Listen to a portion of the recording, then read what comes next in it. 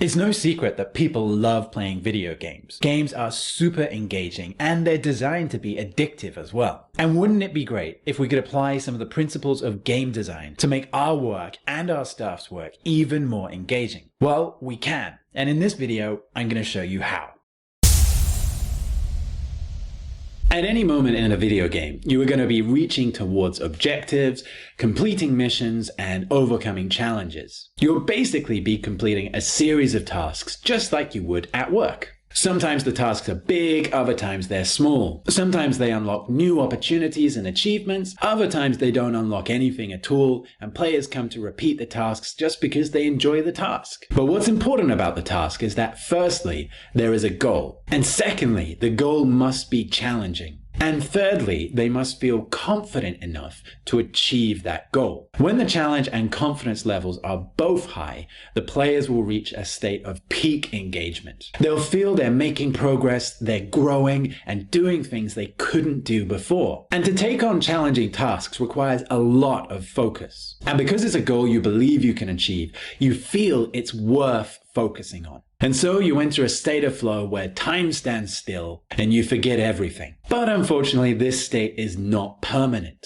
Because we're growing in this state, things are getting easier, so the challenge eventually goes down. In this new state, we are now bored. It doesn't require so much focus anymore. Our attention starts to wander and we wish we were doing other things. This is why progression is so important in video games. By going to the next level, we get pushed back up into that engagement state again. But sometimes the progression is too much and we get pushed into the frustration zone. We feel ill-equipped to take on the task. The pressure and exhaustion becomes too much, and again, we want to do something more engaging. When we seek other games, not every game has goals we feel are worth achieving. This is why different people enjoy different types of games. When we don't find a goal we think is worth achieving, there's no challenge, so no potential growth worth striving for. Confidence is irrelevant, and we end up simply attending to the tasks until we find something more engaging to do again.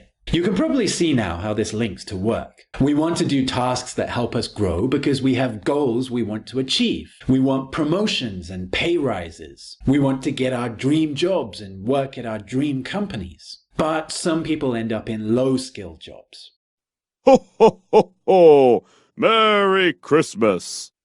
Stagnating and just an attending state. Sometimes we get too good at our jobs. For example, my friend works as a chiropractor. When he first started his job, he was very engaged. But after 10 years of adjusting people's backs, he'd done the same thing over and over again, and it was no longer a challenge. He got bored. So what did he do? He opened up his own clinic. This way, he took on new challenges of managing a business and managing people, and that moved him back up into the engagement state again. When people aren't engaged, all sorts of bad things can happen. In the frustration zone, too much time here and people burn out. In the attending zone, people aren't growing and they stagnate. And in the boredom zone, people find other things to do, like gossip and play the politics game.